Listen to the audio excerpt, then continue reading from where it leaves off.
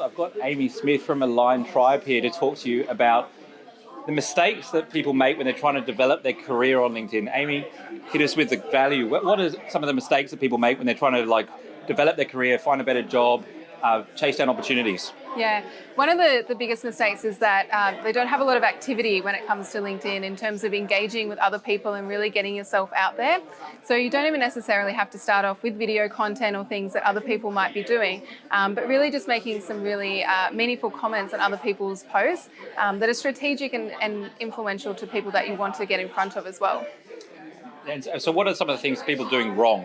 People that are active that are making mistakes. What are they getting incorrect? Yeah, so generally, if you're thinking from a profile point of view as well, they really don't have a summary. So it's a wasted opportunity when you've got around 2,000 characters there to really build out the right keywords so that you're found by recruiters, you're found by headhunters for the right opportunities. So it's not just a matter of putting your CV on there. Yeah. It needs to be, it's different to a CV, isn't it? Yeah, absolutely. Yeah, so it's less about you and it's more about the value that you can bring to that company as well.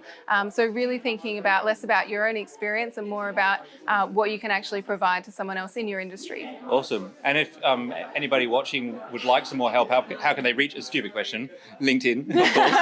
You can find me on LinkedIn.